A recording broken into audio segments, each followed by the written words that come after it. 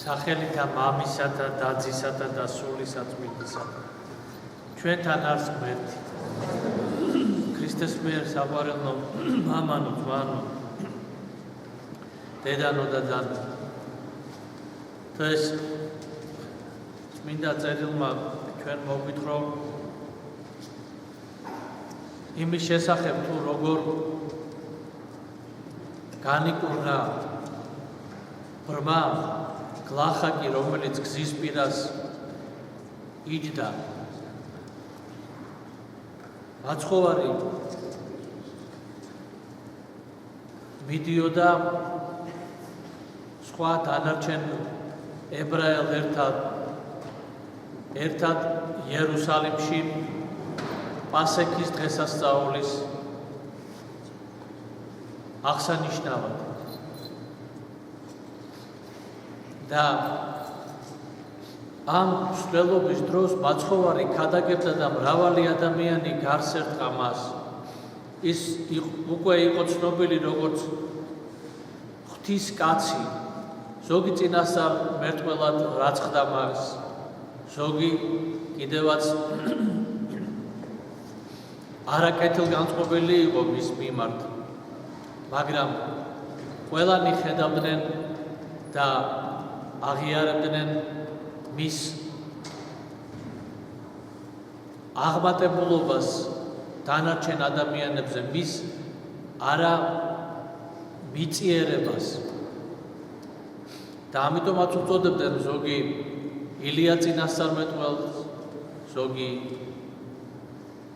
იოანე ნათლისმცემელს, ზოგი კიდე წინასწარმეტყველს ებრაელთა ერისა და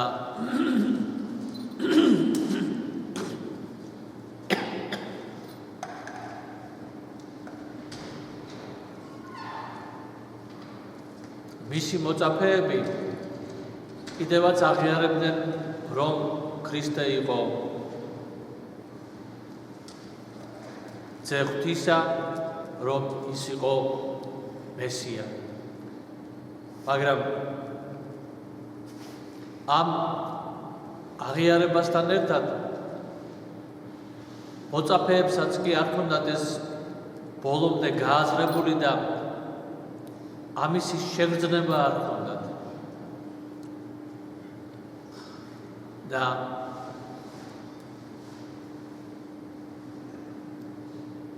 აი გლახაკი და ბრმა ადამიანი, რომელიც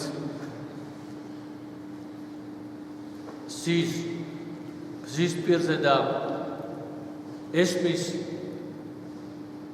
რაღაც ჩოჩხოლი, ესმის რომ მრავალი ადამიანი უახლოვდება მას, კითხულობს რა ხდებაო და მას პასუხობენ, რომ იესო არის აქ. და როგორც კი ამას გაიგებს, ანუ იმდანად იყო უკვე მაცხოვრის შესახებ ცნობილი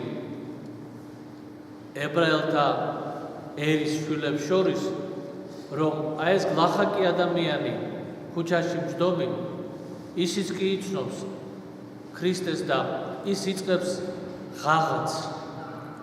და რა არის აი თვითონ ეს ღაღადი, ეს სიტყვა? ჩვენ ზოგჯერ წმინდა წერილში ამ წაკითხულ სიტყვას რაღაც აღვიქვამ, როგორც თქვათ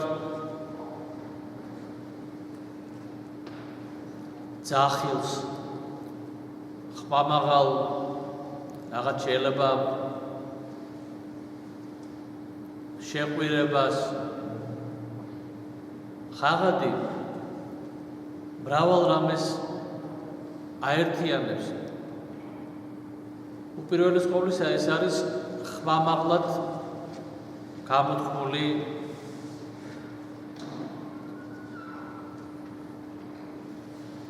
სიტყვები.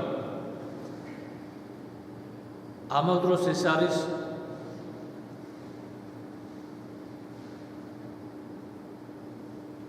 ისეთი შეძახილი ადამიანისა, რომელიც გამოხატავს ადამიანის თხოვნასა და მუდარას და არათუ გამოხატავს თხოვნას, არამედ ეს შეიძლება ითქვას, რომ არის რაღაც ისეთი უკიდურესი საშუალება გამოხატვისა. აი, როდესაც ადამიანი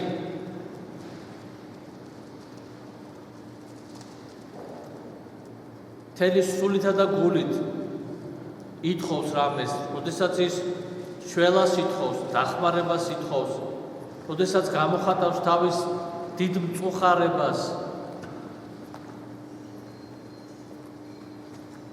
თანდართული შეიძლება იყოს ამასთან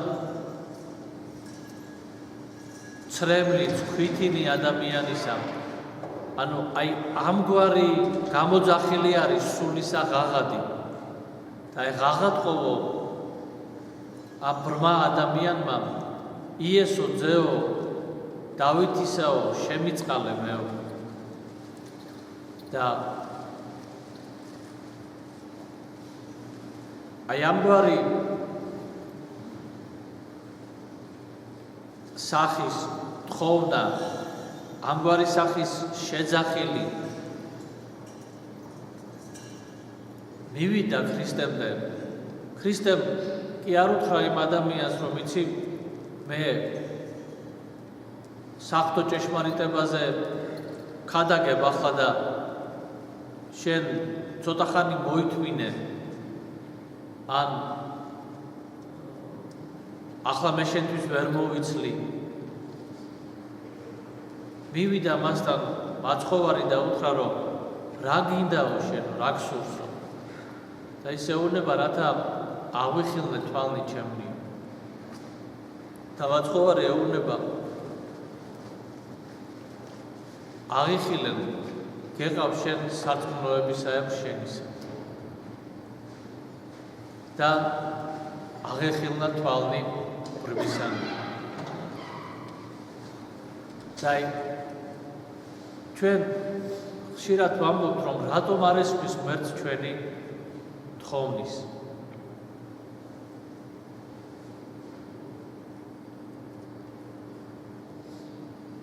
ამას რამოდენიმე მიზეზი აქვს ქრისტეს მიერ საყვარელმა. და ერთ-ერთი მიზეზი არის ის, რომ ჩვენ რაცაც უფალს თხოვთ, ისე არ გვტკივა, როგორც ამ ბრმას ტკიოდა. აი, ხშირად ჩვენი ლოცვა არის აი ისეთი, რომ როგორ ვთქვათ, კი თითქოს ჩვენ გვინდა, თითქოს ჩვენ ვევედრებით უფალს, მაგრამ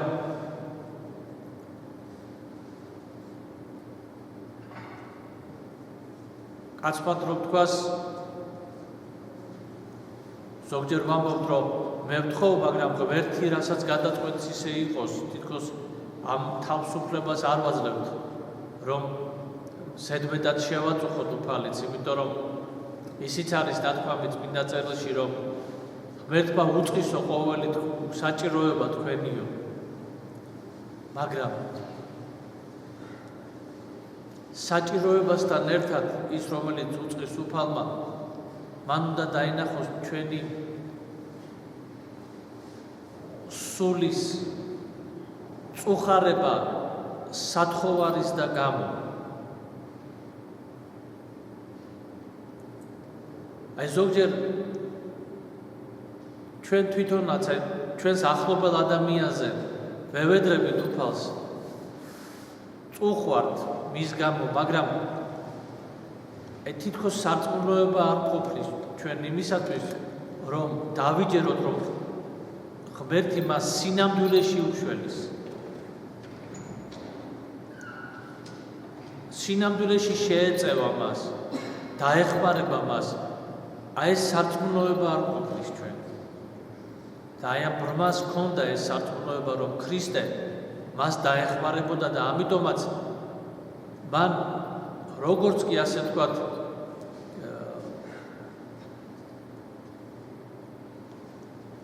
იხილა, ნახა, რომ ეს შესაძლებლობა გაუჩნდა, რომ ქრისტესათვის რაღაცა ეთხოვა, მას არ უნდოდა ამ შესაძლებლობის დაკარგვა. არანაირად არ უნდოდა და ამიტომაც მთელი თავისი ძალისხმევა ჩააქსოვა ამ თავის ძახილში, რომ ქრისტე მიშველებეო.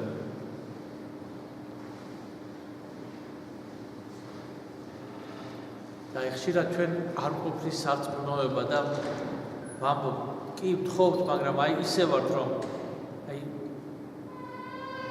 თუ უშველა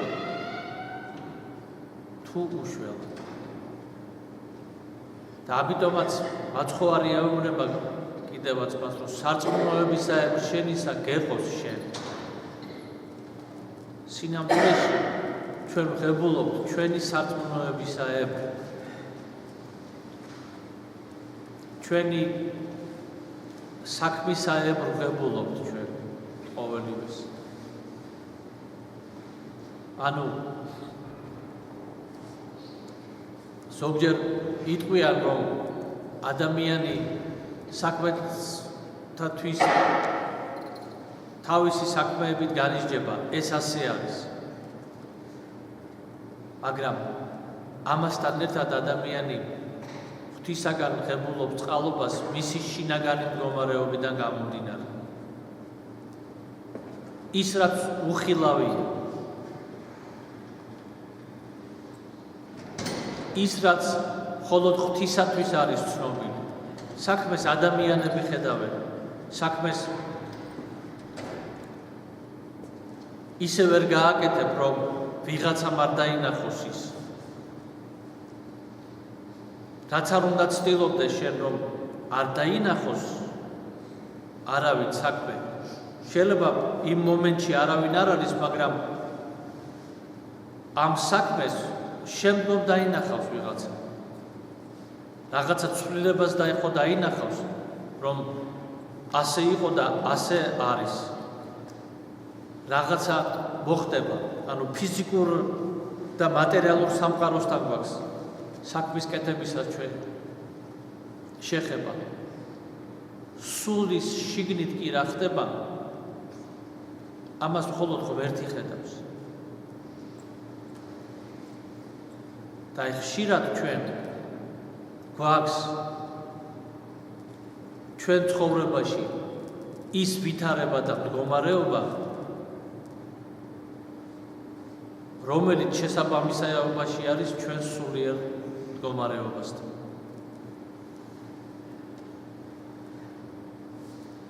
სარწმუნოებისაებ შენისა გეყავ შენი. აი ეს უნდა გვახსოვდეს ქრისტეს მიერ საყვარელი.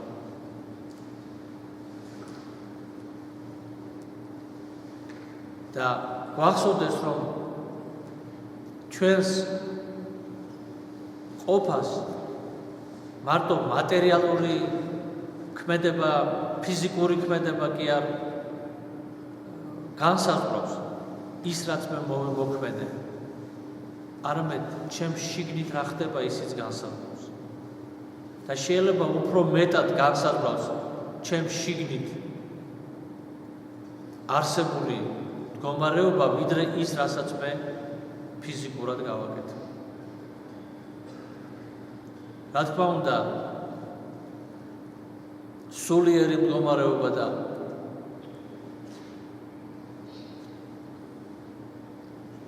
ფიზიკურად შესრულებული მოქმედებაც ესეც კავშირშია.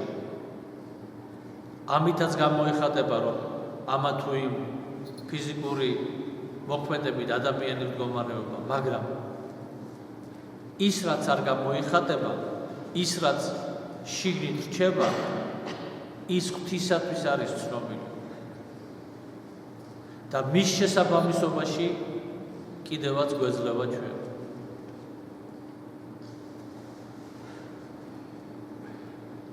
ბასილი დიდი ბრძანებს, იქ სადაც სიყვარული არ არისო, ან სადაც სიყვარული კლებულობსო, იქ აუცილებლად ადგილს იკავებს სიძულვილი. თითქოს რა არის, არა? სიყვარული ჩვენ ამას აღვიქვამ პირველ რიგში როგორც რაღაც შინაგან გრძნობას, დამოკიდებულებას, შემდგომ უკვე გამოხატულ რაღაც ქმედებაში, მაგრამ პირველ რიგში როგორც შინაგან გრძნობას ასე გრძნობ ვატარებთ, ასე თქვათ, ასე აღვიქვამ რაღაც მდგომარეობას. აი, ამბობს წმინდა მღვდელმთავარი, რომ სადაც კლებულობს სიყვარული, აუცილებლად ადგილს იკავებს სიძულვე. და ალბათ აი ჩვენს საზოგადოებაში დღეს რაც ხდება, ეს ასეთი შეუწყნარებლობა ერთმანეთისა, ამისი მიზეზი არის სიყვარულის მოკლება. ანუ სიყვარულის მოკლება ეს არ არის მხოლოდ რაღაც მე გამიცივდა გული, ან რაღაც ცოტა დღეს ეს გრძნობა ნაკლები მაქვს.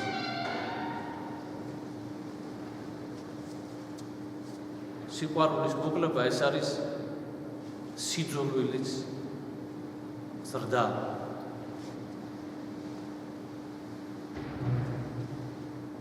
და რაც ხდება ამიტომ ჩვენს ფიზიკურ ყოფაშიც სრულებით უკვე თუ გავიაზრებთ სწორად ის ვასილი დიდის ამ სიტყვებს, დავინახავთ, რომ აბსოლუტურად არის ლოგიკური შედეგი ის რაც ხდება ჩვენ საზოგადოებაში დღეს.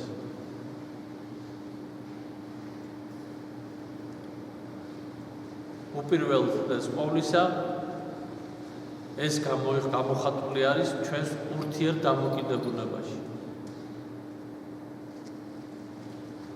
გინდა იყოს ეს ოჯახი, გინდა იყოს ეს მთლიანად ჩვენი საზოგადოება და საზოგადოების სხვადასხვა ჯგუფები.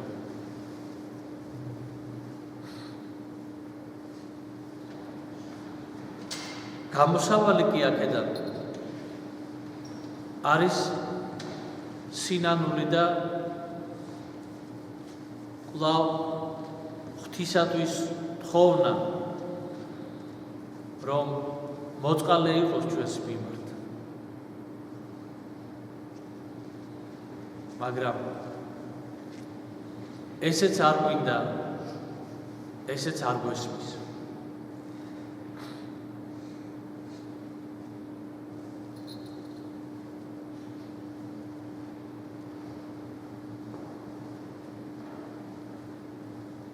ამიტომაც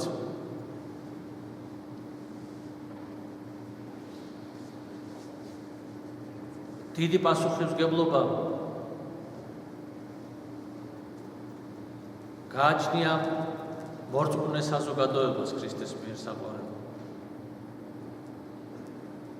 ადამიანებს, რომლებიც ვითვლებით, რომ ვართ ქრისტეს ოჯახის წევრები, ეკლესიის წევრები. ჩვენ უნდა ვცდილობდეთ მაქსიმალურად ღვთის სიტყვის აღსრულებას, ღრმად გააზრებას ჩვენი სარწმუნოების, ჩვენი ღვთის წინაშე პასუხისმგებლობის და სინანული გამოვხატოთ და ვთხოვოთ უფალს შენდობა ცოდვათა ჩვენი ოჯახის წევრების გამო, ჩვენი ახლობლების გამო, ჩვენი ერის გამო. ჩვენ ვთხოვოთ,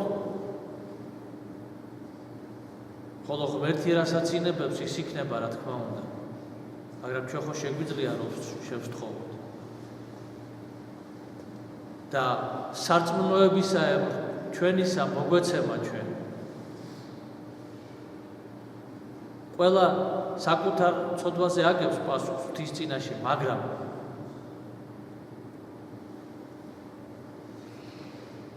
ვიცით ისიც, რომ ლოცვა მეორე ადამიანისადმი სათვის ეს ლოცვა სათნო არის ღვთისთვის და მრავლის მომტანია. დღეს გრიგოლ ღვთისმეტყველის ხსენება არის და მის ცხოვრებაში არის ასეთი ფრაგმენტი, დედამისი წმინდა ნონა, როდესაც ავად გახდა, გრიგოლ ღვთისმეტყველი ძალიან განიცდიდა ამას და დედამისმა ნახა სიზმარი, რომ მოვიდა მისი შვილი, გრიგოლ ღვთისმეტყველი, მოვიდა და პური მოუტანა მას და როდესაც შესჭამა ეს პური, განიკურნა და გრიგოლ ღვთისმეტყველი როცა მივიდა მოსაკითხად დედამისის და ჰკითხა როგორ ხარო, დედა მოპასუხა, განა იმან ვინც მე დამაპურაო, არ იცის როგორ ვარო მისი ლოცვის შედეგადო. და დაიწყო მისი გამოჯამრთელება. აი ამგვარი არის ლოცვა სიყვარულით, გულის ტკივილით, ლოცვა მართლისა. ჩვენ ეს ვიცით და გვწამს ლოცვის ამგვარი მოქმედების და ცადოთ ქრისტეს მიერ საყვარელი. რამე თუ სხვაგვარად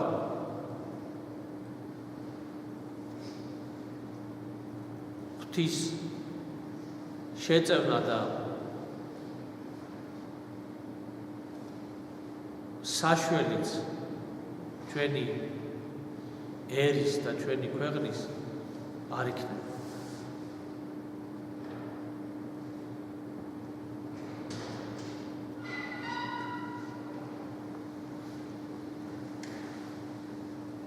ერთმა დაგლოცოთ ქრისტეს მიერ საყვარელო და ერთმა ინებოს, რომ ქართველმა ერმა